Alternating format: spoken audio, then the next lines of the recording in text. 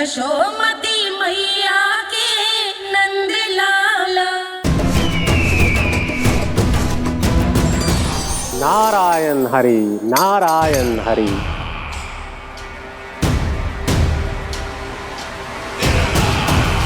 प्रणाम देवर्षि। किस योजना में कितना लाभ है और कितनी हानि, यह आंकलन करते करते थक गए होंगे मथुरा नरेश। देवर्षि, आज मेरा ध्यान कैसे आ गया आपको? आप तो सदैव ही मेरे ध्यान में रहते हैं महाराज कंस। सत्य तो यह है कि मथुरा में जो भी हो रहा है मुझसे छिपा हुआ नहीं है। मैं जानता हूं कि आप किसी भी असुर को वृंदावन क्यों ना भेजें, और वो असुर कितना भी शक्तिशाली क्यों ना हो, कृष्ण का सामना नहीं कर पाता। या तो पराजय स्वीकार करके आपके पास लौट आता है, या तो फिर वीर गति को प्राप्त हो जाता है।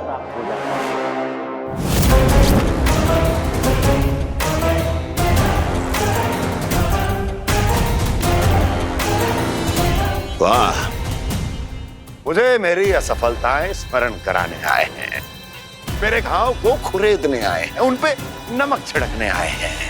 मित्र को शत्रु समझने की भूल मत कीजिए महाराज कंस। मैं तो आपकी सहायता करने आया हूं। हाँ, और मेरी सहायता। कृष्ण विष्णु अवतार है, आप विष्णु के भक्त हैं। मैं हूं विष्णु द्रोही, फिर भी तो आपके आराध्य को हानि पहुंचाना चाहता है, उसकी सहायता करना चाहते हैं आप। क्या आप निश्चित रूप से कह सकते हैं कि आप ब्रह्मांड के सभी नियमों को अच्छी तरह समझते हैं? अवश्य। आपके लिए बस इतना ही जानना पर्याप्त होगा कि मैं जो कुछ भी कर रहा हूं उसके लिए मेरे व्यक्तिगत कारण हैं। मैं तो बस आपके हित में पिछली बार की तरह एक सुझाव लेके आया था, पर यदि आप मेरा सुझाव सुनना भी नहीं चाहते तो आपकी इच्छा। नारायण हरि, नारायण हरि। कारण चाहे जो हो, इनके पिछले सुझाव के कारण ही आज मेरे शत्रुओं की संख्या कम है। अन्यथा मैं देवकी के अन्य पुत्रों को भी जीवित छोड़ देता, और आज वो सब अपने भाई के साथ मिलकर उसकी शक्ति को अनेक गुणा बढ़ा देते। ठहरिए देवऋषि।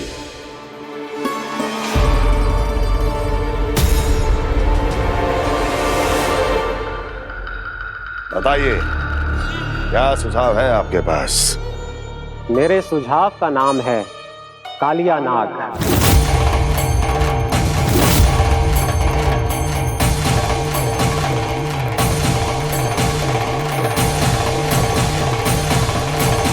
उसके विषय में मैं जानता हूं देवर्षि।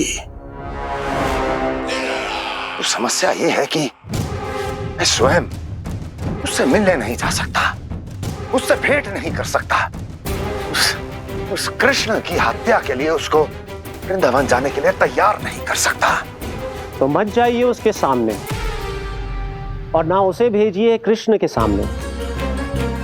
हर बार आप किसी न किसी असुर को अपने शत्रु के क्षेत्र में भेजते हैं, जहां शत्रु उसका सामना करने के लिए पूरी तरह से तैयार होता है और आपका असुर मारा जाता है।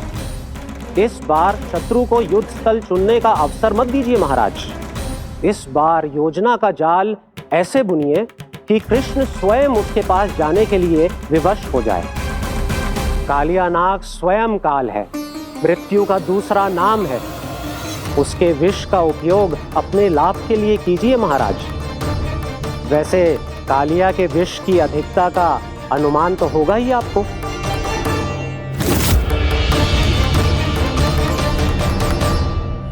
एक बार जो उसके क्षेत्र में पहुंच गया, फिर उसके विष से बचना असंभव है। उचित सुझाव है देवर्षि, उचित सुझाव है। देवर्षि, उस छलिया विष्णु की भक्ति करते करते आप भी उसके रंग ढंग सीख गए हैं। उचित है, उचित है।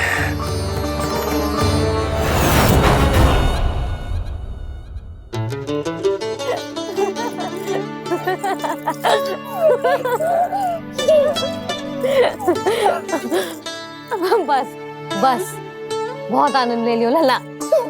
बस अब दूध पी ले। ठहर ठहर, गर्म है। जी ले पी।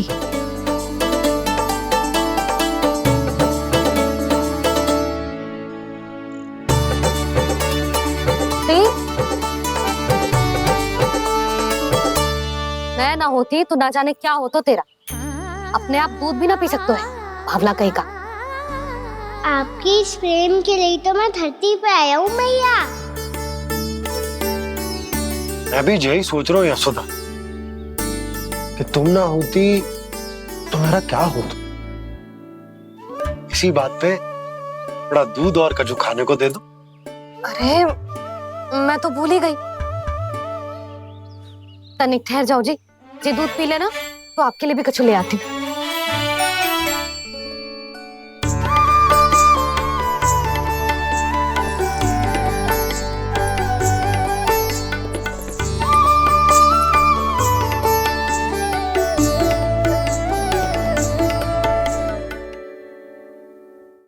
प्रणाम महाराज।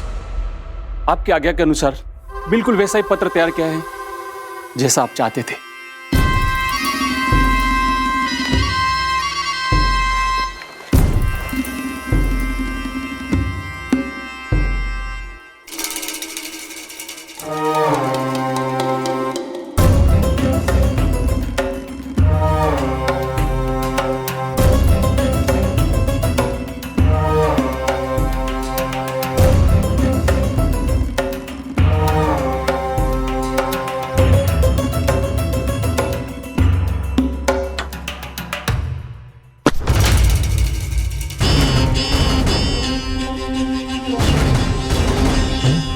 कृष्ण जन्म से लेकर आज तक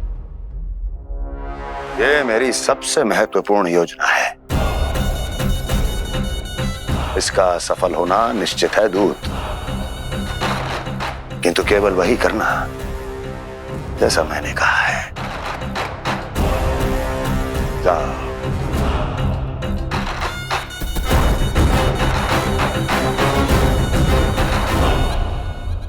कान्हा,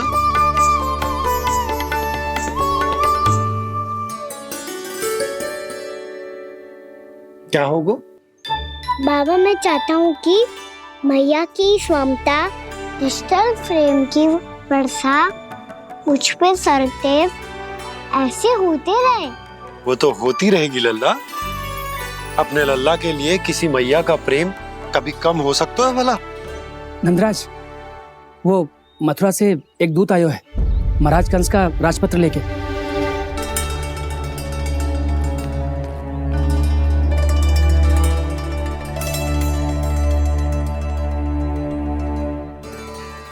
कान्हा अब क्या करने वाला है? तेरे बाबा कहाँ गए? हाँ? कंस मामा का खेल आरंभ हो गया है, पर मैया वो सब सुनेगी तो व्यर्थी चिंतित हो जाएगी। बस थोड़ा बाहर गया मैया, कछु खा रही से। बाहर इस समय? मैया क्या होगा? मैया देखो ना, पीठ पे कछु हो रहा है। मेरा हाथ ना पकड़ो, आप करो ना। दिखा यहाँ। क्षमा करना मैया, पर अभी बाबा को ही संभालने दो ये सब। कहिए, क्या संदेश लाए हैं आप? नहीं नंदराज नहीं। महाराज कंस का आदेश है कि ये संदेश सभी गांव वालों के साथ ही पढ़ा जाए। ठीक है, मैं गांव वालों के सामने पढ़ दूंगा, पर मुझे तो दीजिए पढ़ने के लिए। महाराज की आज्ञा का पालन करना आपके लिए भी आवश्यक है नंदराज। सभी गांव वासियों की सभा बुलाइए। बंसी, सभी गांव वालों की सभा बुलाओ। राजपत्र में ऐसा क्या संदेश भेजो है कंस ने? अब मेरे पत्र को पढ़कर सब भौचक्के रह जाएंगे। और वो कृष्ण, उस कृष्ण के पांव के नीचे से तो भूमि खिसक जाएगी, आकाश फट पड़ेगा, बिजलियां गिर जाएंगी। प्राप्ति, ओ प्राप्ति, कंस का पुत्र स्वयं को बहुत अधिक शक्तिशाली समझता है ना वो। अब देखता हूं कैसे वो इस महासंकट का सामना करता है। वो कृष्ण, वो अपनी मृत्यु स्वयं चुनेगा या मृत्यु की वेदी पर चढ़ा देगा प्रिय वृंदावन वासियों को।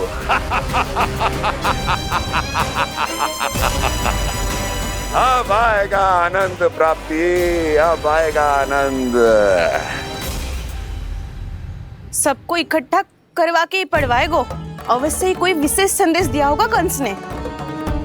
मैं भी यही सोच रही हूँ सुलक्षणा जी, कछु ना कछु तो विशेष है, पर जे हो क्या सकता है? हाँ, बात तो सही है। ऐसा क्या हो सकता है? सभी गांव वासियों के सामने कहा जाए, कछु तो विशेष अवश्य लग रहे हैं। बाहर तक कोलाहल क्यों हो रहा है? मैया, मैया, अब क्या होगा? मैया देखो ना, सर पे कछु हो रहा है। लल्ला, नारायण ने तुझे हाथ दिए हैं ना? पीठ की बात अन्य थी। अपने सिर की सेवा स्वयं कर। सर पे तो हाथ पहुंच रहा है ना?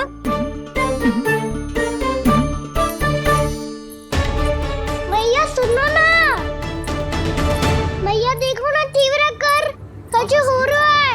मैया देखो ना, तीव्र कछु हो रहा है।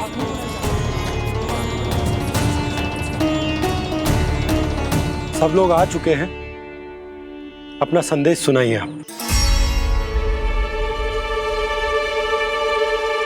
गोपराज नंद और सभी वृंदावन वासियों को सूचित किया जाता है कि मथुरा अधिपति और आप सभी के महाराज कंस ने कल सुबह भव्य पूजा का आयोजन किया है। इसके लिए राज्य को वृंदावन के क्षेत्र के निकट यमुना नदी के मध्य में खिलने वाले 1 कोटि कमल के पुष्पों की आवश्यकता है। इसीलिए आप सभी को यह आदेश दिया जाता है कि ये सभी कमल के पुष्प प्रथम पहर से पहले राजसभा में पहुंचा दिए जाए। इतने सारे पुष्प वो भी प्रथम पहर से पहले कैसे हो सकते हैं? यदि आप ऐसा करने में असफल रहे तो इसे राज आज्ञा का उल्लंघन माना जाएगा और राजद्रोह के आरोप में आप सभी को कड़े से कड़ा दंड दिया जाएगा। स्मरण रहे, यदि कल की पूजा में इन 1 कोटि कमल के पुष्पों का ना पहुंचने के कारण कोई व्यवधान आया तो समस्त वृंदावन वासियों को दोषी माना जाएगा और पूरे गांव को निवासियों सहित धूल में मिला दिया जाएगा। कल प्रथम पहर तक का ही समय है आप सबके पास।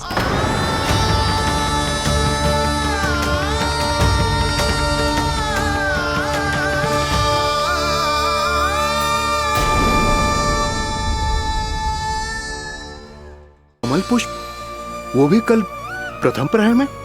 ऐसे कैसे संभव है?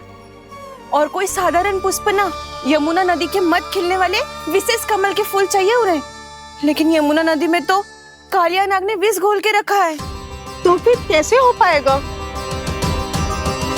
यह संभव है। हमारी मृत्यु का संदेश भेजा है राजा कंस ने। सदैव की भांति इस समस्या पर भी गांव के बड़े ही विचार करेंगे। बालकों का यहाँ होना उचित ना है।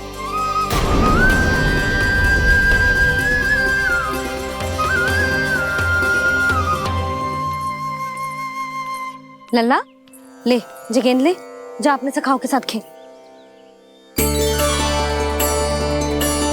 सुबह उज्जवल, मधुमंगल वसंता, देखो मैया ने क्या दिया है। चलो खेले, बहुत आनंद आएगा आज।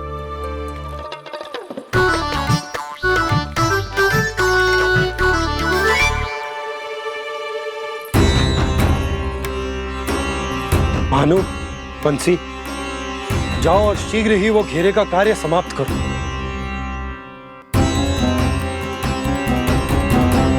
पर कछु ना कछु तो करना पड़ेगा ना। पर हम कर ही क्या सकते हैं? पुष्प लाने को और कोई उपाय है भी तो ना। मैं चला जाऊंगा जमुना जी में। वैसे भी मेरे जीवन के कितने दिन शेष बचे हैं। गांव के लिए, समाज के लिए कुछ करके मरूं, तभी तो शांति मिलेगी। ना काका, यदि आप उस विषैले जल में छलांग लगा भी दोगे, किंतु 1 कोटि कमल पुष्प एकत्रित कर पाना आपके लिए संभव ना है। इससे अच्छा है कि मैं चला जाऊं। यदि मैं मर भी गया तो मेरे पीछे रोने वाला कोई ना है। किसी को कहीं जाने की आवश्यकता ना है। गोप नरेश होने के नाते ये मेरा कर्तव्य है कि मैं आप सबकी रक्षा करूं। नंदराज, आपको जाना है तो जाओ। हरिया, काका, भैया सब चले जाओ। लेकिन आपको पता है वहाँ का जल कितना विषैला है। आप लोग एक क्षण भी जीवित नहीं रह पाओगे। फिर कैसे इकट्ठा करेंगे 1 कोटि कमल पुष्प? आप बात तो सही कह रही हैं शांति। उस दुष्ट कंस ने ऐसी मांग रख के हम सबको फंसा दी। हम में से कोई भी क्यों ना चला जाए और इस संकट का समाधान ना निकले को।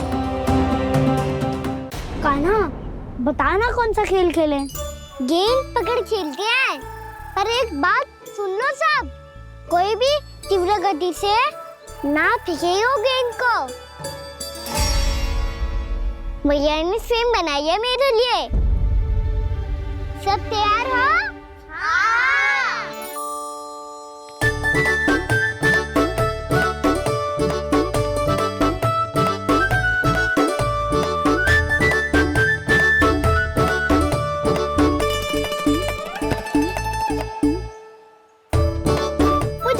मुझे दो।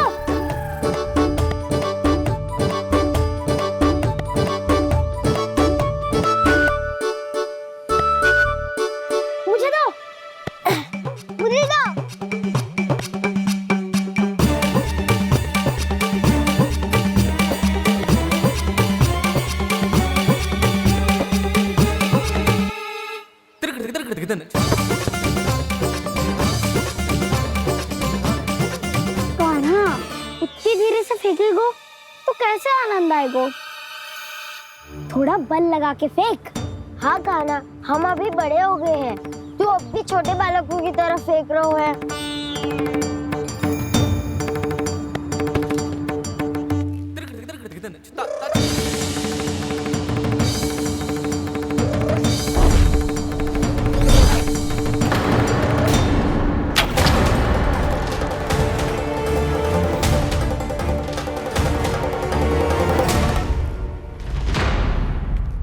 दीदी जी क्या करो कान्हा? गेंद तो डूब गई।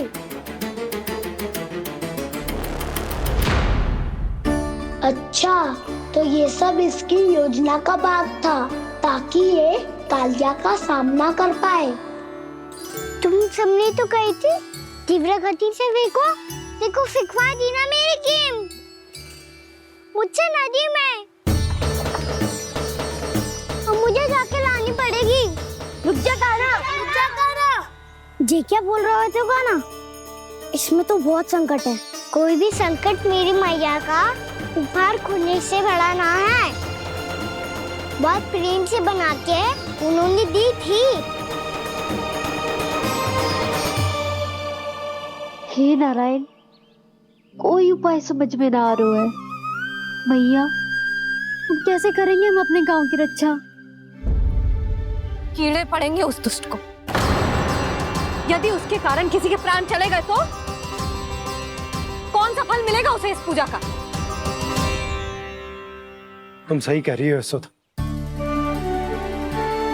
हमारे पास कोई और दूसरा विकल्प भी तो ना है। यदि हमने मथुरा की राज आज्ञा का पालन ना किया तो इसका दुष्परिणाम पूरे गांव को भुगतना पड़ेगा।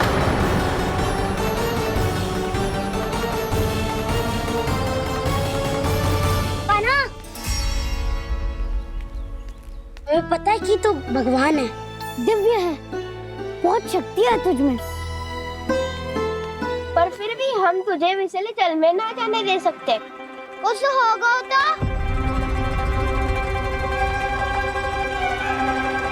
तुम सब इतनी हट कर रहे हो तो ठीक है, ना जाऊंगा। गेंद कहाँ गिरी है, कितनी दूर गई है, ये तो देख लो, ताकि उसे बाहर निकालने का कोई उपाय ढूंढ पाओ।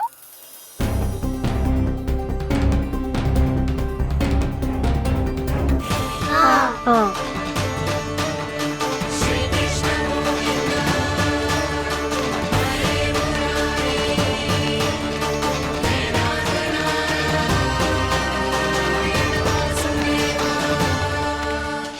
कान्हा की ये लीला तो समझ ही नहीं आ रही।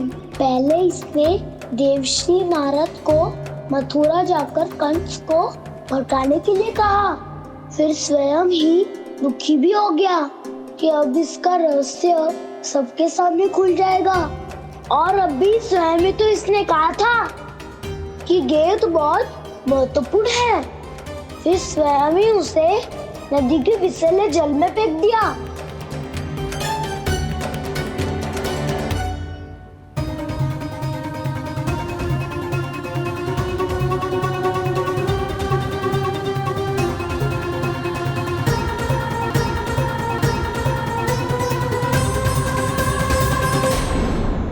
यशोमती मैया के नंद लाला।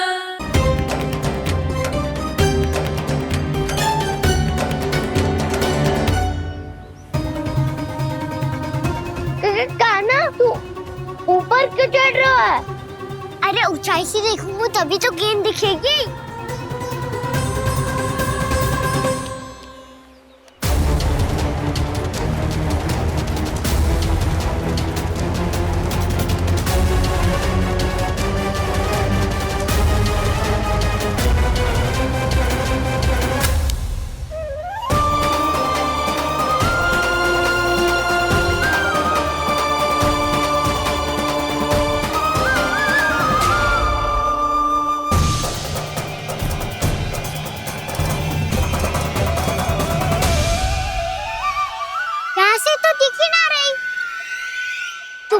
वहीं से फेंकी थी ना?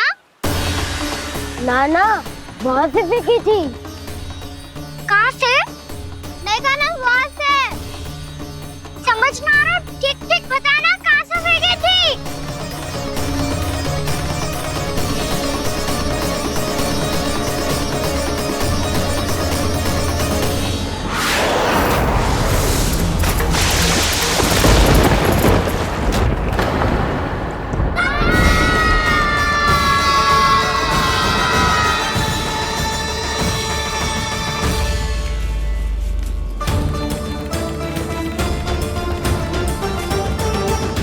कालिया नाग के क्षेत्र में जाकर कोई भी जीवित वापस ना लौट सको।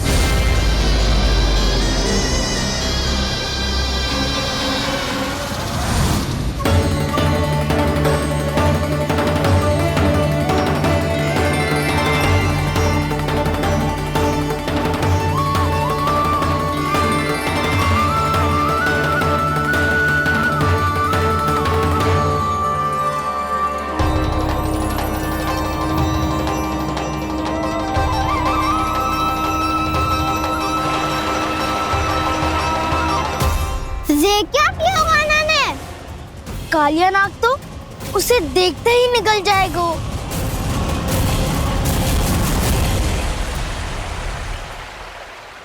तो आरंभ से अब तक सब कुछ उसकी लीला का ही भाग था।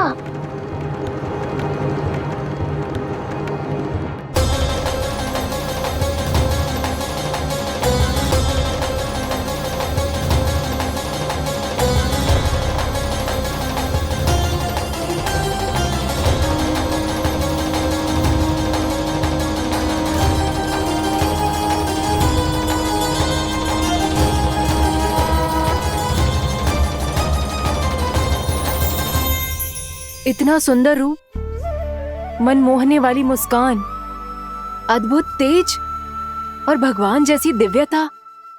कौन हो तुम? हाँ, तुम्हें देखकर तो हम सब सम्मोहित ही हो गए।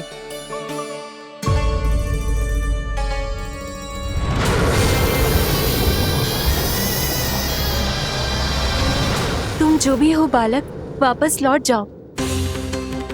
हमारा हृदय तुम्हें ही देखते रहना चाहता है, किंतु यदि हमारे पति जाग गए तो तुम्हें अवश्य हानि पहुंचाएंगे। ये बहुत विषैले है बालक, कालकोट जैसे भयानक। इनके विष से तुम नहीं बच सकोगे। नंदराज, कालिया नाग के विष का प्रभाव बढ़ते ही जा रहा है। पहले 8 कोस तक उसके विष का प्रभाव था, अब तो 1 योजन से अधिक क्षेत्र में फैलो है। जल पीने के प्रयास से अनेक पशु मारे गए हैं और नदी के निकट के वृक्ष और वनस्पति सब नष्ट होने लगे।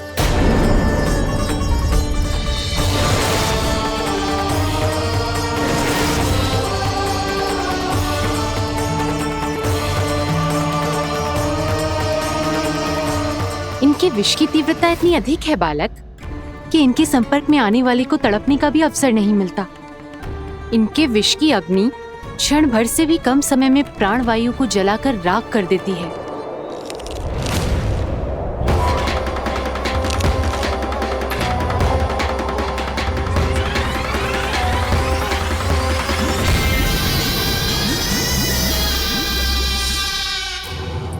तब तो समस्या और भी गंभीर हो जाएगी।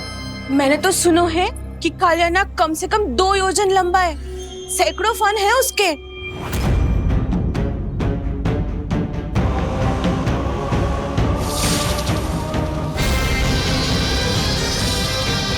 इसका अर्थ तो ये है कि हम दोनों ओर से फंस गए। एक और कंस को 1 कोटि कमल पुष्प देने जो कि कालिया नाग के क्षेत्र में पड़ते हैं, और दूसरी ओर उस कालिया नाग का विष यमुना जी के क्षेत्र में बढ़ता ही जा रहा।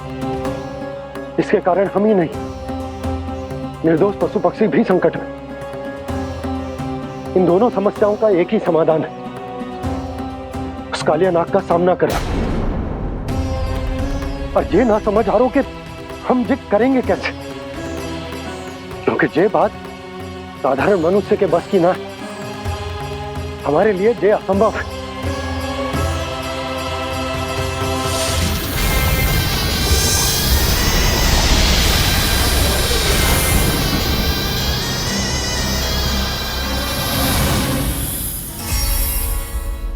अब तो तुमने अपनी आंखों से भी देख लिया बालक, ये कितने विषैले हैं।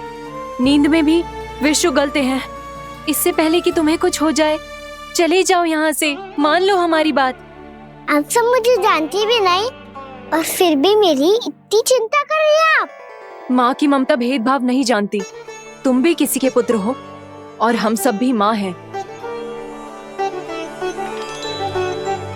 एक माँ को हर बालक में अपनी ही संतान दिखाई देती है, इसलिए हम तुमसे विनती करते हैं, वापस चले जाओ, बचा लो अपने प्राण।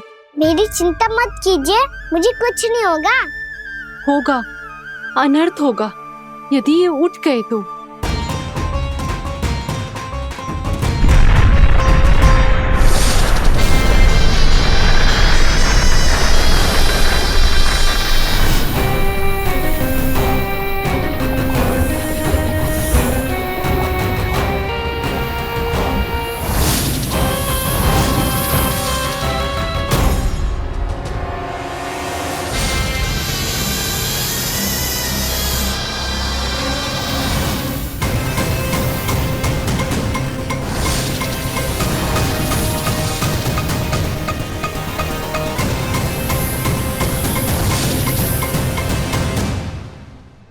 सामने होते हुए भी अपने इश्क को केवल वही देख सकता है जो अपना अभिमान त्याग चुका हो।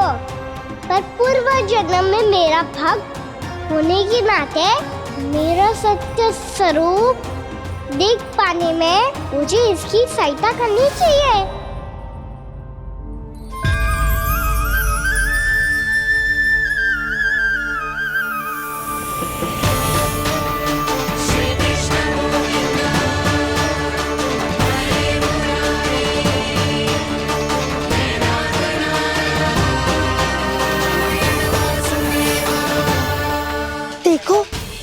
छोटा सा कान्हा कैसे डट के खड़ा हुआ है इतने विशालकाय, इतने महाभयंकर सबके सामने।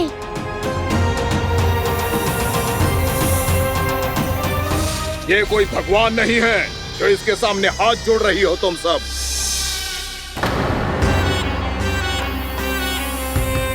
एक सामान्य साधारण बालक है ये, जो ये तक नहीं जानता कि इसके सामने है इसका काल, कालिया। तू कौन है बालक? मेरे इतने निकट आकर भी तू जीवित कैसे है? मेरी नहीं, अपनी चिंता करो कालिया। बहुत मनमानी कर ली तुमने। अब बस मैं तुम्हें रोकना हूँ। अब बस मैं तुम्हें रोकना हूँ। बित्ते भर का है तू, मेरे विष के बारे में जानता ही क्या है? और कहता है मुझे रोकने आया है। किससे? किससे रोकना चाहता है तू मुझे? मुझे क्रोध दिलाने की भूल मत कर बालक। अपनी फुंकार से ही तेरी इस मुस्कुराहट को अंतिम मुस्कुराहट बना सकता हूं मैं। शीघ्र बता, कौन है तू और किसने भेजा है तुझे? तुम्हें आवाज भी है कि अपनी पुकारों से तुम कितना विष भूल चुके हो। पवित्र यमुना नदी को कितना दूषित कर दिया तुमने। और यही नहीं, तुम्हारे कारण निकट के जीव जंतुओं, वृक्ष, वनस्पतियों सबको हानि पहुंच रही है। तो क्या? मुझे उससे क्या? मुझे है आपत्ति है मुझे तुम्हारी इस व्यवहार से, और इसीलिए तुम्हें यहाँ से जाना होगा।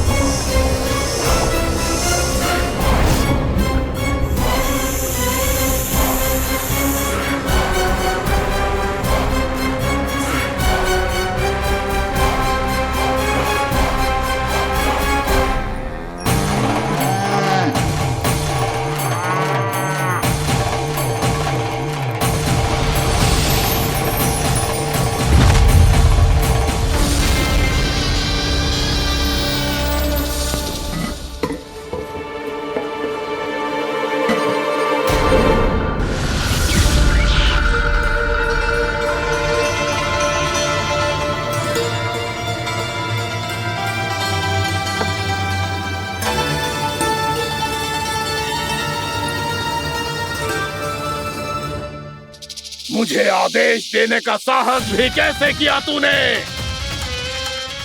इस क्षेत्र को मैंने अपना राज्य बनाया है, मेरा परिवार रहता है यहाँ, और तू मुझे यहाँ से जाने के लिए कह रहा है? हाँ, क्योंकि तुम्हारे यहाँ रहने के कारण अन्य जीवों को हानि हो रही है, और मैं ऐसा नहीं होने दे सकता। मैं तो बस वही कर रहा हूँ जो एक सर्प का स्वभाव है। विष फैलाना स्वाभाविक है मेरे लिए, इसलिए मुझे चुनौती मत दे बालक। चुनौती तो मैं दे चुका हूँ कालिया। अब तो बस तुम्हें स्वीकार करनी है।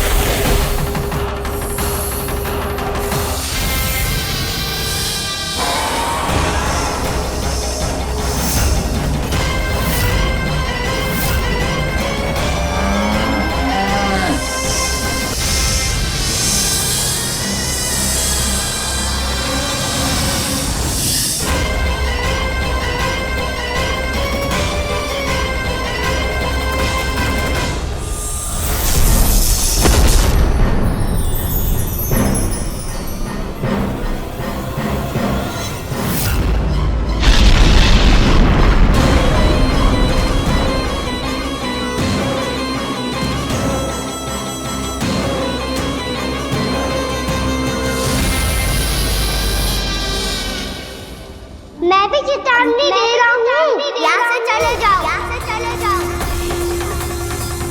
अपनी भूल को पहचानो कालिया, तुम जो कर रहे हो अनुचित है।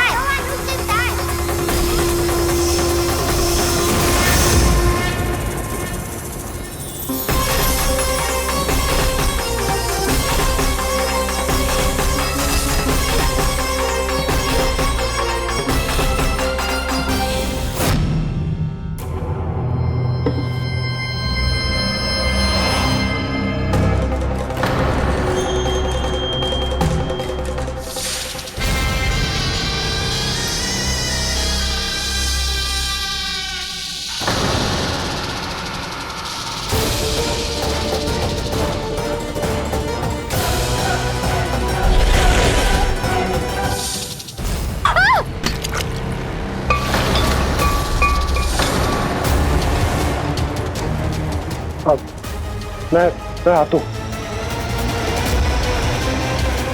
क्या हो गया सुधा? मुझे आवाज हो रहा है जी, कछु ना कछु गड़बड़ है। यशोदा, जो समस्या हमारे सामने है, हम सभी उसका समाधान खोजने में जुटे। तुम विश्वास करो, मैं कोई ना कोई समाधान अवश्य ढूंढ लूंगा। हम कैसे भी करके वो कमल के पुष्प उस कंस तक पहुंचा देंगे। नाना, समस्या उससे कहीं अधिक है, उससे कहीं अधिक बड़ी, उससे कहीं अधिक भयानक है।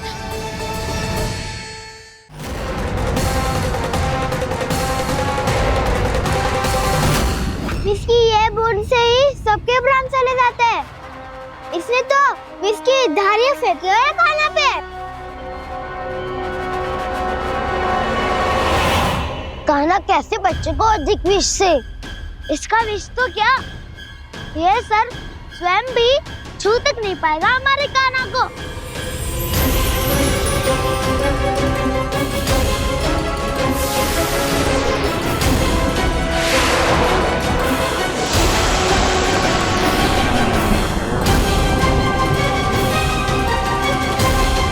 तुम्हारे सखा को, मेरे भाई को कोई हानि नहीं पहुंचा पाएगा। ये कान्हा का सत्य चाहे जो हो बलराम, पर अभी तो जो एक बालक ही है ना। देखो कैसे विष के कारण स्थिर हो गया है।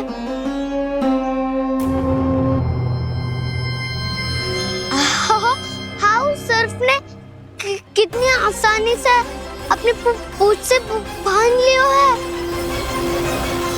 मुझे यहाँ से भगाना चाहता था ना तू? अब मैं तुझे दिखाऊंगा अपना सामर्थ्य। ये मूर्ख किसे बांधना चाहता है अपनी पूंछ में?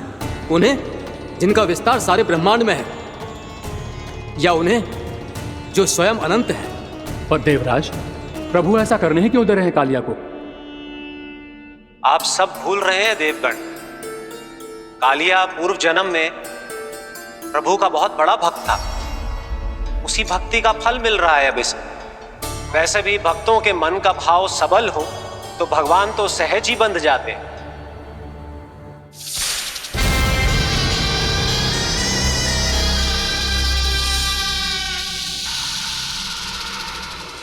बलराम, तुमने ही तो कही थी कान्हा को कछु ना होगा। देखो उस दुष्ट ने चारों ओर से जकड़ लियो है।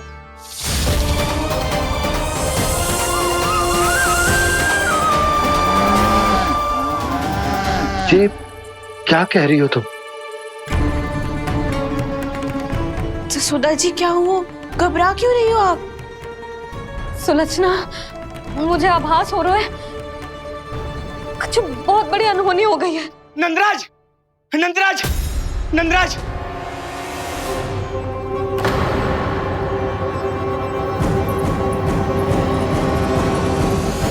नंदराज, कान्हा ने जमना नदी में छलांग लगा दी है। कान्हा ने जमना नदी में छलांग लगा दी है। कान्हा ने जमना नदी में छलांग लगा दी है। कान्हा जमना में कूद गया है। मुझे लगा था आज कछु गड़बड़ होने वाली है। मुझे आज कान्हा को ना जाने देना चाहिए था।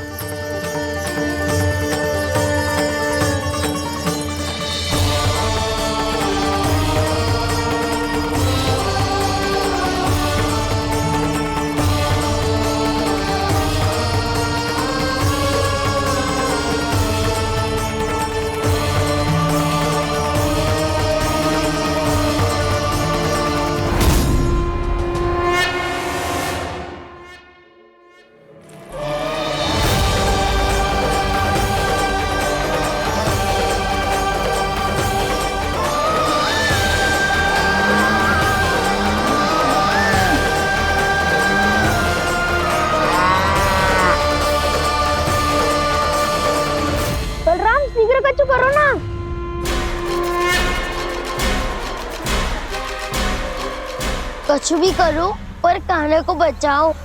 नाग बहुत भयंकर है, कान्हा अकेले ना संभाल पाएगा इसे।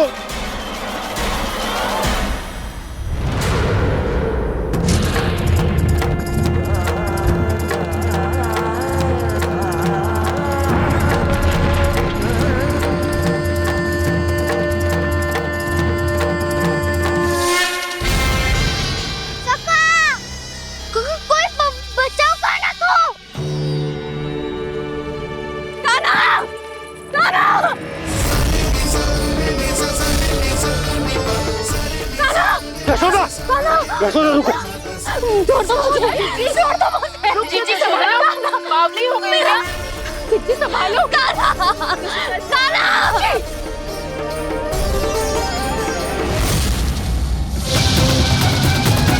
यशोमती मैया के नंद लाला।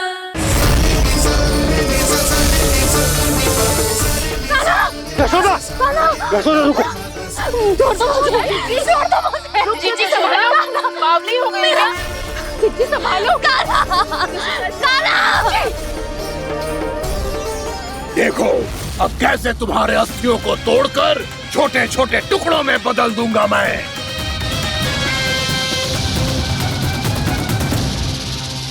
अगर आप जाओगी तो आप भी फंस जाओगी।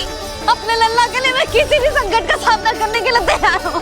छोड़ो ना यशोदा, हमें कोई और उपाय खोजना पड़ेगा। कोई और उपाय? आप देख ना रही मेरा कान्हा किस दशा में है। कान्हा मैया के वश में नहीं है, नहीं तो ये अपने लल्ला के लिए साक्षात काल का भी सामना कर ले। ये तो केवल कालिया नाग है।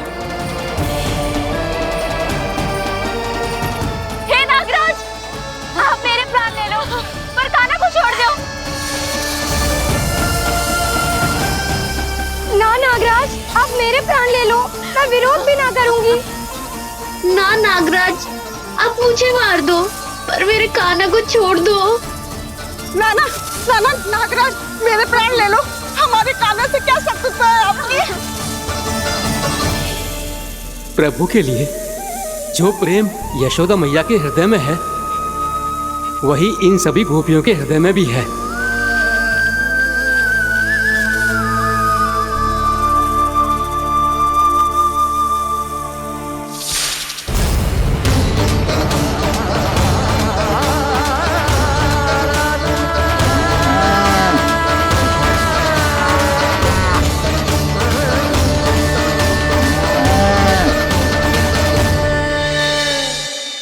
यशोदा, यशोदा, देखो इन गोपियों को, इन गैयाओं को, इन सब के मन में भी तुम्हारी भांति ही ममता भरी हुई। वो सब भी कान्हा से उतना ही प्रेम और स्नेह करती है, उतनी ही ममता से भरी हुई है जितनी कि तुम। तो तुम ही सोचो, जिसके साथ इतनी ममता और इतना स्नेह, इतना प्रेम, उसका कोई क्या कर सकता है? उस कालिया नाग का विष इस सब आशीर्वादों के सामने कछु न है। कछु करो जी। उसे बोलो वो मेरे प्राण ले ले, मेरे कान्हा को छोड़ दे। यशोदा,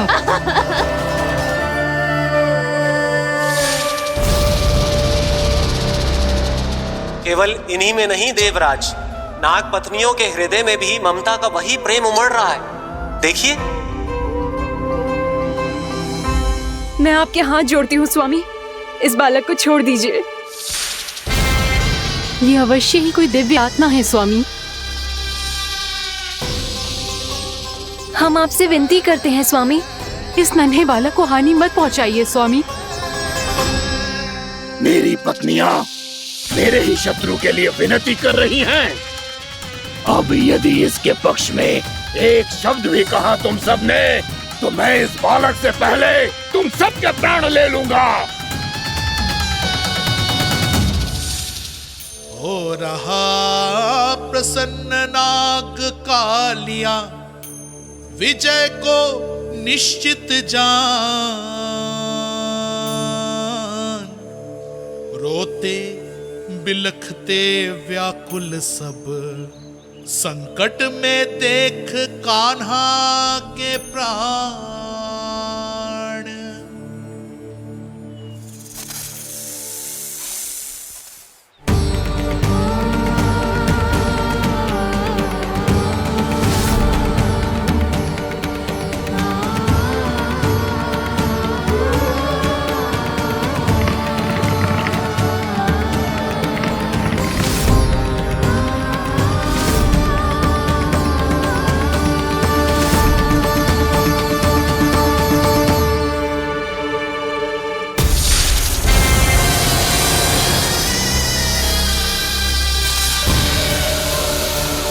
कुछ करो जी, मेरे लल्ला को बचा लो, कोई तो कुछ करो। जीजी संभालो जीजी ना। यशोदा, यशोदा तुम शांत हो जाओ, मैं कान्हा को वापस लेकर आऊंगा, मैं रक्षा करूंगा उसकी। ना नंदराज, नंदराज नहीं, कम से कम आप तो समझो नंदराज, कालिया के पास आप जाओगे तो आप भी फंस जाओगे।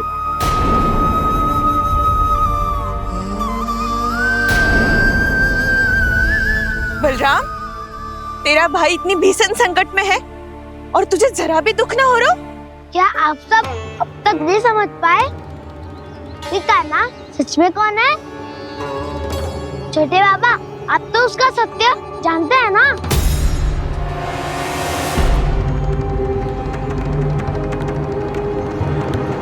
मानता हूँ कि आप सब कान्हा के रहस्य के बारे में नहीं जानते, पर क्या उसके जन्म से आज तक घटी एक से बढ़कर एक विचित्र घटनाओं को भी भूल गए हैं आप सब? भूल गए हैं कि कैसी पूतना जैसी राक्षसी उसका कुछ बिगाड़ नहीं पाई, कैसे तरनावती जैसा भयानक राक्षस उसे एक खरोच भी नहीं दे पाया था।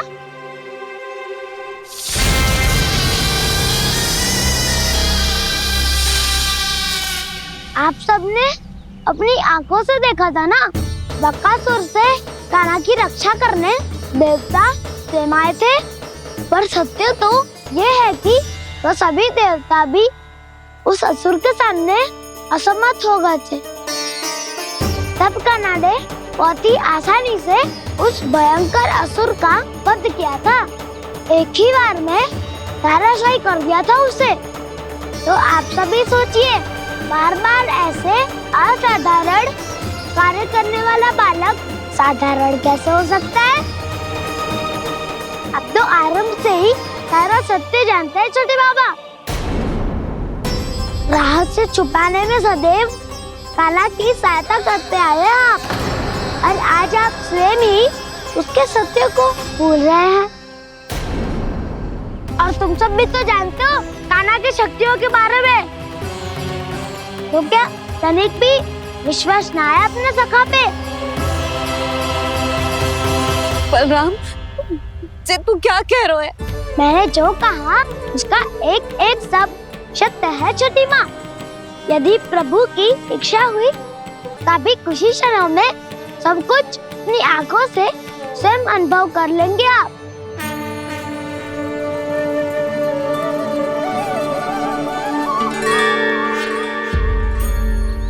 शांताकारं भुजगशयनं पद्मनाभं सुरेशं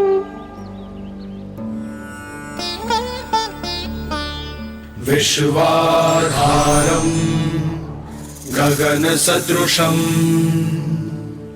मेघवर्णं शुभांगं लक्ष्मीकान्तं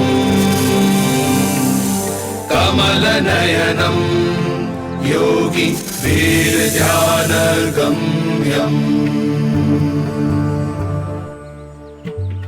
वन्दे विष्णुं भवभयहरं सर्वलोकैकनाथम्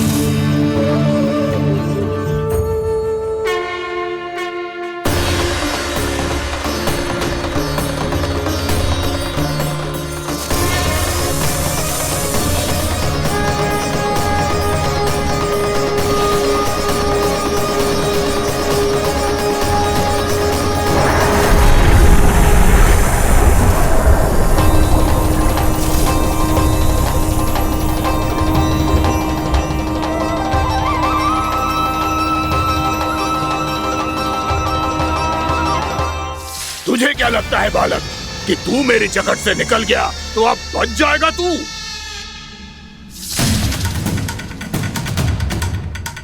मेरे विष से अपनी प्राण रक्षा करने में सफल रहा, मेरी जगत से भी छूट गया, पर मेरे दंश से नहीं बच पाएगा।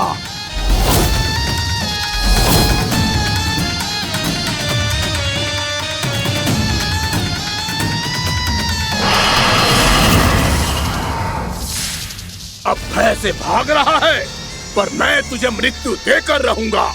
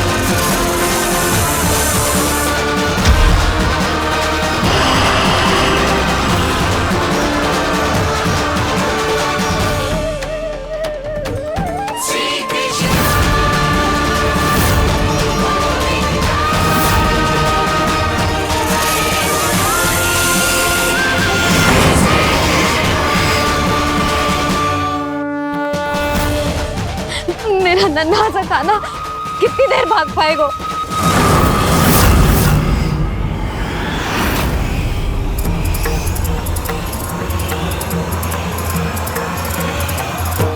और कितनी प्रतीक्षा करोगे मेरी भक्त कालिया? भक्त नहीं, काल हूं मैं तेरा। जब अहंकार का मुकुट बुद्धि को ढक लेता है तो भक्त अपने भगवान को भी नहीं पहचान पाता। व्यर्थ की पहेली में मत उलझा बालक, ना मैं भक्त हूँ और ना तू भगवान।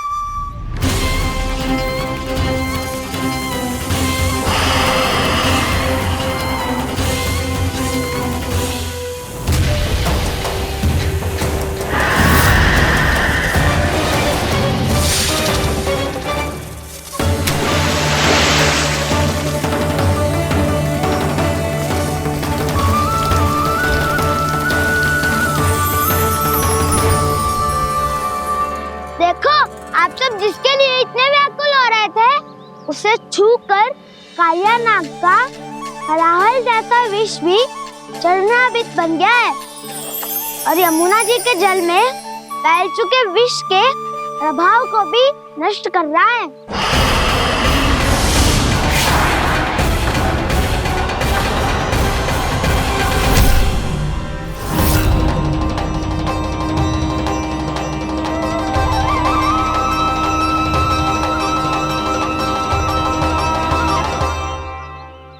धर्म रक्षक अधर्म विनाशक प्रभु श्री कृष्ण का कौशल सचमुच अद्वितीय है।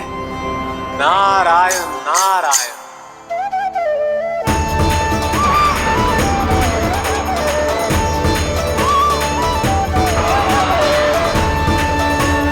मेरा भाग तुम्हारे भीतर के अहंकार का प्रतीक है कालिया। अब तुम्हारा अहंकार, तुम्हारा अर्पण मेरे पाँव के नीचे है और तुम्हारी पूंछ अर्थात तुम्हारे प्राण मेरे हाथ में। अब तुम क्या करोगे भक्त?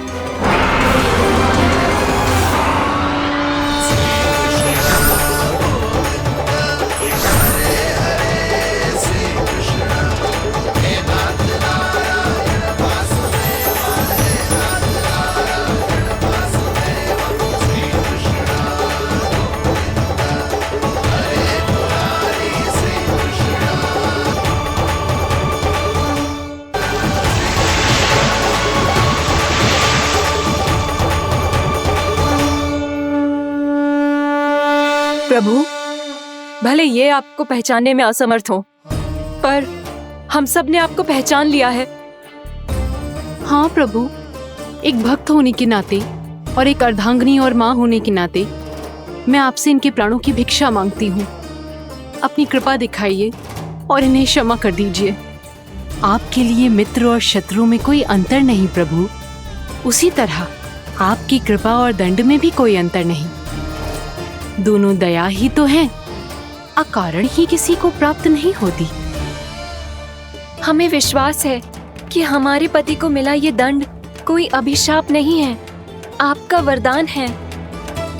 ये सत्य है प्रभु कि इनसे बहुत से पाप हुए हैं। इनके विष से बहुत सारे जीव जंतु को हानि पहुंची है, पर अब आपके चरण इनके शीश पर पड़ गए हैं। ऐसी कृपा तो बड़े बड़े महान महात्माओं को भी दुर्लभ है, और इन्हें प्राप्त हुआ तो अवश्य ही ये किसी महान पुण्य का ही फल है।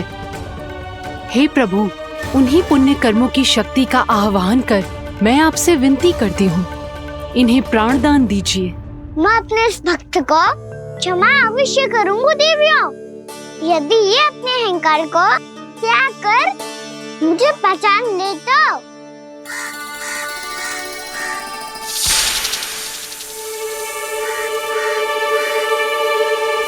मैं तुम्हें श्राप देता हूँ, जितनी विषैली तुम्हारी जिह्वा है उतने ही विषैले सर्प बन जाओ तुम।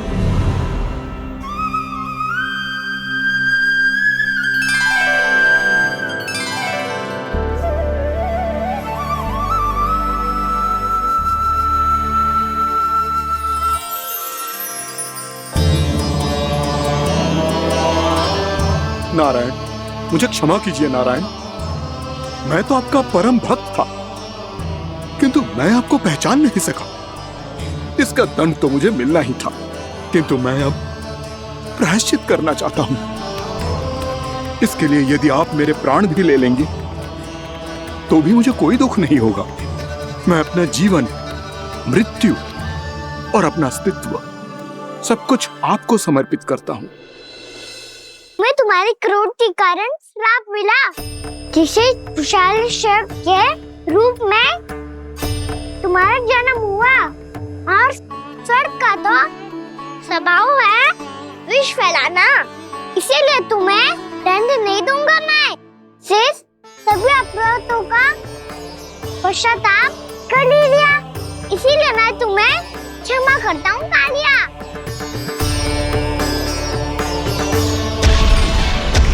पर तुम्हें यहाँ से दूर समुद्र के बीच जाकर रहना होगा, जहाँ किसी निर्दोष का जीवन तुम्हारे विष से प्रभावित न हो। मैं चाहकर भी आपकी इस आज्ञा का पालन नहीं कर सकता। मैं असमर्थ हूँ प्रभु, क्योंकि यदि मैं इस क्षेत्र को छोड़कर गया तो मेरी मृत्यु निश्चित है। आपसे क्या छुपा है प्रभु? आप तो जानते हैं कि सर्प जाति और आपके वाहन गरुड़ के बीच अनंत शत्रुता चल रही है, जिसका प्रारंभ नागों के द्वीप नागालय से हुआ था। उस द्वीप पर छोटे जीवों को निगल जाने के लिए सर्प थे, और गरुड़ को सर्पों का स्वाद बहुत प्रिय था। इसलिए वो बार बार नाग द्वीप जाने लगा था। पर इस कारण पूरी सर्प जाति उससे आतंकित हो गई थी। इसलिए जब भी गरुड़ वहाँ पहुँचता तो सभी सर्प छिपने लगते। जब गरुड़ को इसका आभास हुआ तो उसे बड़ा क्रोध आया और वो उत्तेजना में भरकर सर्पों का शिकार करने लगा। भूख ना होने पर भी उन्हें मारने लगा। अब सर्पों के प्राण हरना उसके लिए खेल बन गया था। इस भीषण समस्या का समाधान ढूंढने के लिए पूरी सर्प जाति महान सर्प वासुकी के सामने इकट्ठी हुई। हे महान वासुकी, हमारी सहायता कीजिए। नागद्वीप पर गरुड़ ने आतंक मचा दिया है। पहले तो वो हमें अपना भोजन बनाता था, लेकिन अब हम उसके खेल का साधन बन चुके हैं। भूख हो या ना हो, जब तब आकर वो हमारे प्राण हर लेता है। अनुचित हिंसा के इस प्रथा का आरंभ सर्पों ने ही किया है। पहले आप सबने पूरे द्वीप पर अधिकार कर लिया, फिर आहार के साथ साथ आनंद के लिए भी आप सभी ने निर्दोष जीवों की हत्या की। और जब सृष्टि का संतुलन बनाए रखने के लिए गरुड़ आपको अपना आहार बनाने आया तो आप सब अपने प्राणों की रक्षा के लिए छिपने लगे। तो फिर गरुड़ का उत्तेजित होना तो स्वाभाविक ही था। नागनाथ, जो हमने अन्य जीवों के साथ किया वही अब हमारे साथ हो रहा है, परंतु ये भी तो सृष्टि के संतुलन के विरुद्ध ही है ना? अवश्य है, इसलिए मैं गरुड़ से चर्चा करूंगा। धन्यवाद प्रभु।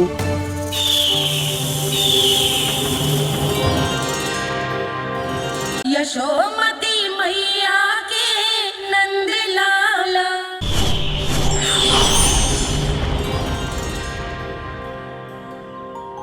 श्री नारायण के वाहन पक्षीराज गरुड़, मैं संपूर्ण सर्प जाति की ओर से आपसे एक निवेदन करने आया हूँ।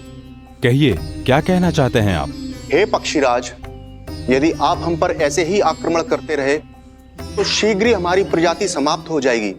इसीलिए हमारी आपसे विनती है, यदि आप उचित समझें तो सर्पों के किसी एक घर से हम आपको एक सर्प प्रतिदिन अर्पित करेंगे। आप उसको आहार बनाइए और अन्य सर्पों को जीवित रहने का अधिकार दीजिए। मुझे स्वीकार है। तब से प्रतिदिन किसी एक घर से एक सर्प गरुड़ के भोजन के लिए भेजा जाने लगा। समय के साथ मेरे घर की भी बारी आई, परंतु मैंने एक बहुत बड़ी भूल कर दी।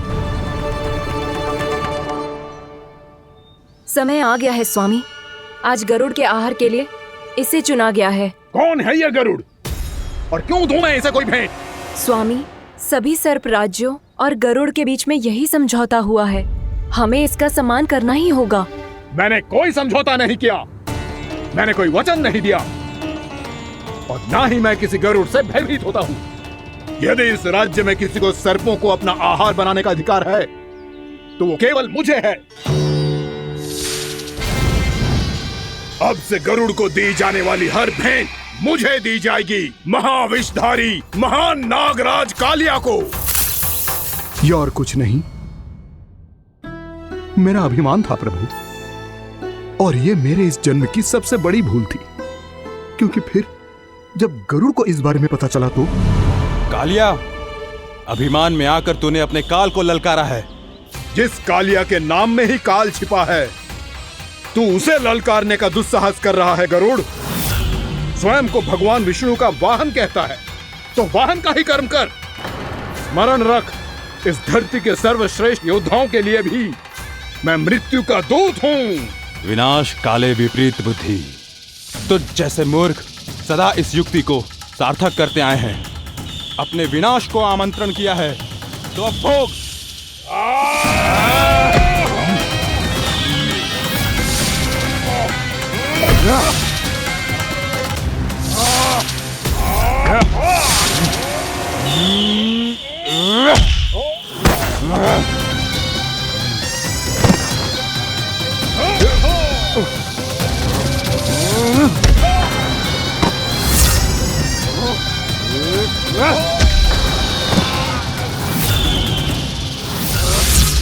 जिसने मेरा भोजन चुराने की धृष्टता की है वो इसी योग्य है। तू मुझे जानता नहीं है गरुड़, मैं महाविषधारी नाग कालिया हूँ। तेरा इतना दुस्साहस कि तूने मुझ पर चरण से प्रहार किया।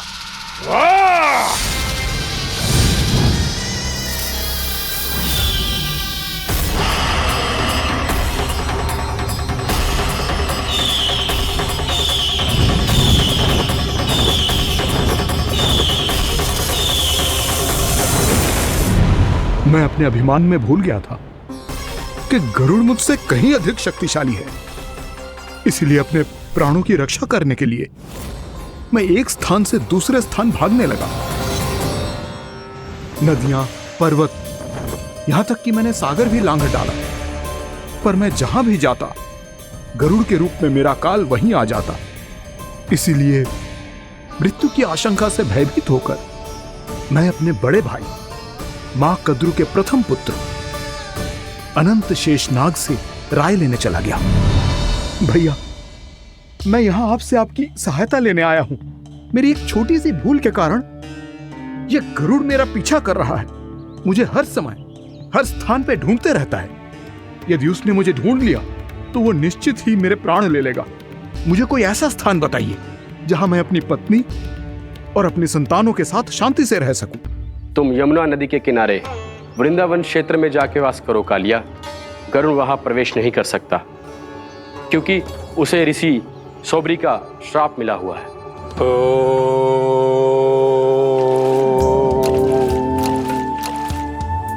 ध्यान और तपस्या का नित्य कर्म करते हुए ऋषि के मन में मछलियों के प्रति प्रेम भाव इतना बढ़ गया कि वो भूल गए सभी जीव खाद्य श्रृंखला का भाग होते हैं और मछलियां भी इस नियम की अपवाद नहीं है। उन्हें मछलियों की अटखेली इतनी अच्छी लगने लगी कि वो इस क्षेत्र के मछुआरों को भी मछली पकड़ने की अनुमति नहीं देते थे।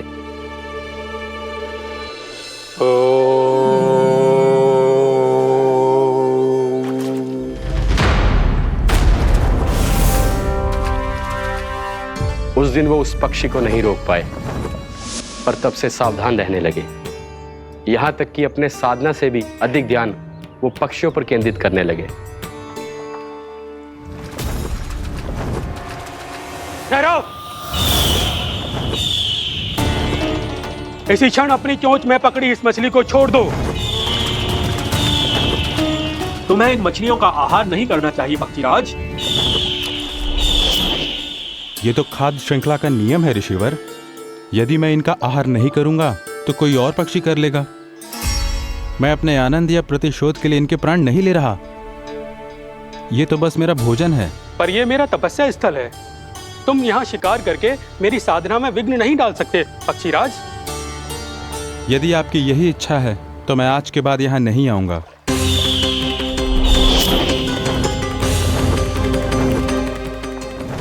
पर आज ये मछली मेरे आहार के रूप में पकड़ी जा चुकी है। मैं वचन देता हूँ ऋषिवर, इस स्थान पर यह मेरा अंतिम शिकार होगा।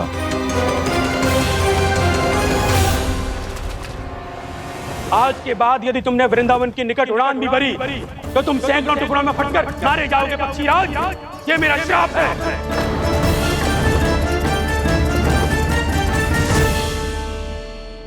और इसीलिए भैया शेषनाग के सुझाव के अनुसार मैं यहां आ गया। पर अब यदि मैं कहीं और जाऊंगा तो मेरे प्राण नहीं बचेंगे प्रभु। डिस्टेंट रहो कालिया। अब से गरुड़ तुम्हें कोई हानि नहीं पहुंचाएगा। अब तुम्हारे फनों पर मेरी पक्षिंग बन गए कालिया। इसीलिए अब से तुम्हें गरुड़ से कोई भय नहीं होगा। निश्चिंत होकर अपने परिवार के साथ गहरे समुद्र में चले जाओ और सुख से शांति से निवास करो। पर ध्यान रहे निर्दोष जीवों को हानि ना पहुंचे। आपने मुझे जीवन दान दे दिया प्रभु। इस उपकार से मैं कृतज्ञ हूँ प्रभु। आदेश दीजिए, मैं आपकी सेवा कैसे करूं? तुम्हारे जल क्षेत्र से 1 कोटि कमल पुष्पों को लेने की अनुमति दे दो कालिया। यही मेरी सेवा होगी। प्रभु, ये तो मेरा सौभाग्य होगा।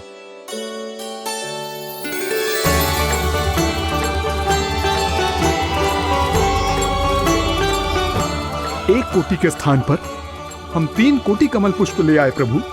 मैं तुम्हारी सेवा भाव से प्रसन्न हुआ कालिया। रमनाक द्वीप पर चले जाओ ताकि तुम्हारे कारण फिर कभी किसी निर्दोष जीव को हानि ना पहुंचे और न ही तुम्हारा विष मेरे प्रिय यमुना नदी के जल को दूषित कर पाए। मैं तुम्हें आशीर्वाद देता हूँ। आज यहाँ मेरे द्वारा तुम्हें दिए गए इस आदेश का स्मरण जो भी भक्त करेगा और प्रातः काल और संध्या काल में इसका उच्चारण करेगा, उसे फिर कभी किसी संकट से कोई भय नहीं होगा। ये स्थान अब से कालियाकुंड के नाम से जाना जाएगा।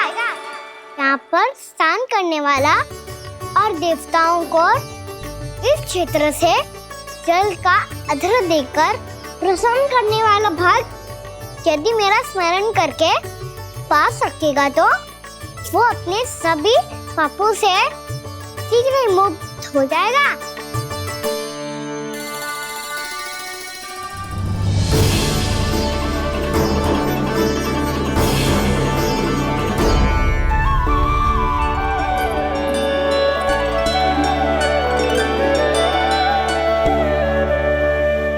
कौन है जी भगवान जिसने अभी अभी कालिया जैसे विशाल विस्तर का सामना किया? क्या एक साधारण बालक जो शीत की अधिकता से ठिठुर रहा है? क्या करूं? मैं लल्ला को ममता के आंचल में छुपा लूं या भक्त बनकर प्रभु की लीला देखती रहूं? क्या करूं मैं? कितना ठंडा था जल, बहुत सर्दी लग रही है। सर्दी से तड़पते हुए कैसे देखूं इसे? अभी जाके अपने पल्लू से सुखाती हूँ। हृदय से लगा के स्नेह की आंच दूंगी तो सर्दी पल भर में छूमंतर हो जाएगी।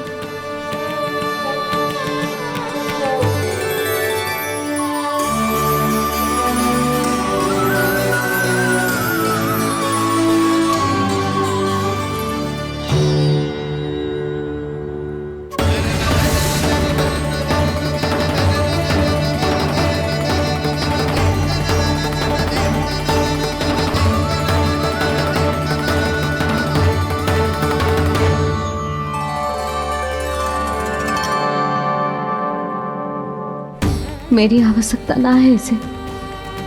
ये तो सच्ची में भगवान ही है जिसकी ठंड दूर करने के लिए स्वयं द्वादश आदित्य प्रकट हो गए हैं।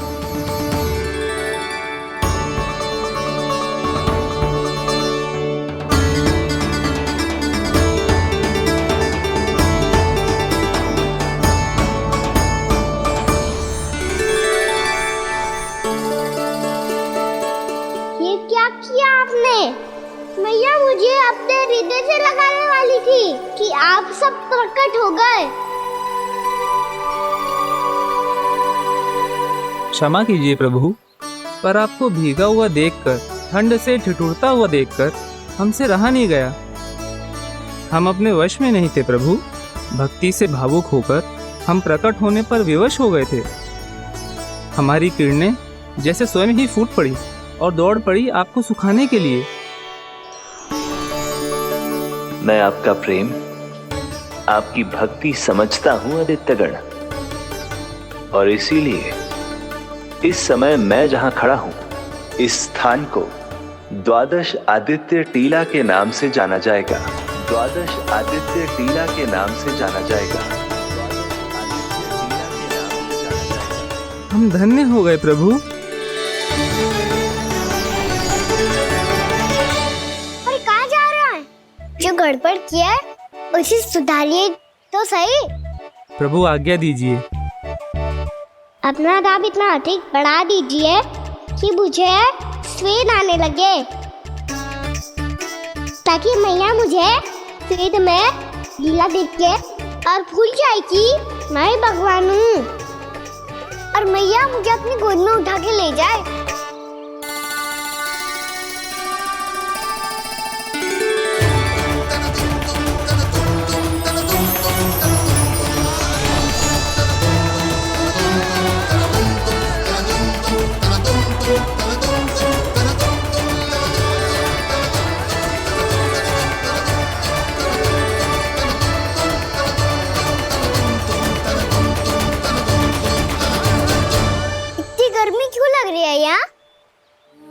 स्वेद की एक बूंद भी आती थी तो मैं अपना आंचल लेकर पहुंच जाती थी इसके पास। जानती ही नहीं थी कि चेतु स्वयं वायुदेव को आदेश दे सकते हैं कि वो बहने लगे और उसका सारा स्वेद सुखा दे। वायुदेव की आवश्यकता नहीं है मैया, मुझे आप ही चाहिए लगता है जिस बात का भय था वही सत्य होने लगी है। भैया मेरे भगवान रूप को भूल नहीं पाएगी और अब मेरे लिए उनसे सत्य छुपा कर रख पाना कठिन हो जाएगा। कृष्णा कृष्णा हरे कृष्णा कृष्णा कृष्णा मुरली मनोहर कृष्णा गोपाला गोविंदा हे दामोदरा।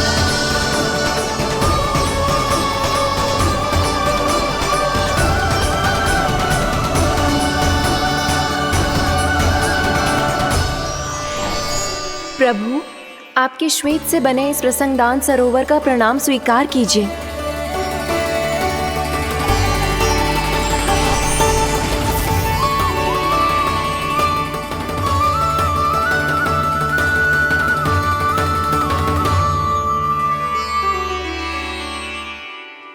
ओहो, इस चमत्कार को देखकर भैया को और भी अधिक विश्वास हो जाएगा कि मैं भगवान ही हूँ। अब कैसे मनाऊं मैया को कि मैं इनका लाई हूँ। बाबा है ना, अब तो यही सहायता करेंगे। श्री कृष्णा गोविंदा हरे हरे श्री कृष्णा गोविंदा हरे हरे श्री कृष्णा हरे मुरारी श्री कृष्णा श्री कृष्णा श्री कृष्णा।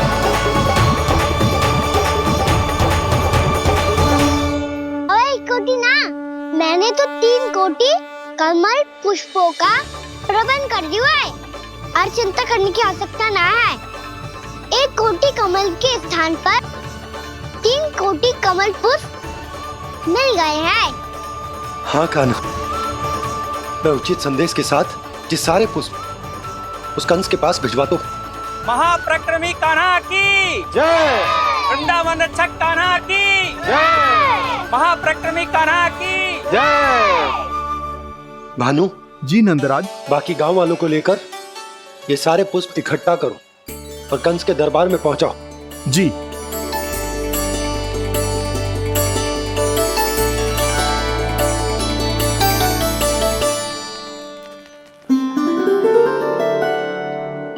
मैया, कौन हो तुम? मुझे पता था मैया, जब आपको सत्य पता चलेगा तो आप मुझे मैया की तरह स्नेह ना कर पाओगी, इसीलिए आज तक सत्य छुपाता आया हूँ ताकि आपकी ममता, आपका प्रेम अनुभव करने का अवसर मिलता है मुझे। और फिर आज को बताया था ना,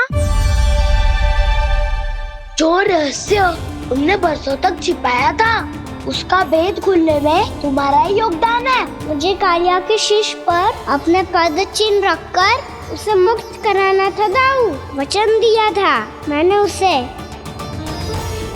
इसके अतिरिक्त निर्दोष पशु पक्षियों के जीवन को कालिया के विष से ही बचाना था मुझे। इसमें कंस को तो सम्मिलित करना ही था ताकि जब मैं कालिया का सामना कर रहा हूँ तो वो किसी और असुर को समस्या बनाकर वृंदावन ना भेज दे। पर इस सबसे बड़ा एक कारण और था दाऊ, मैं चाहता था कि मैया को सत्य पता चल जाए। पर क्यों कहा ना? क्योंकि मुझे लगने लगा था कि मैया से ये रहस्य छुपाकर इनके साथ धोखा कर रहा हूँ। अपराध बोझ से दबा जा रहा था मैं।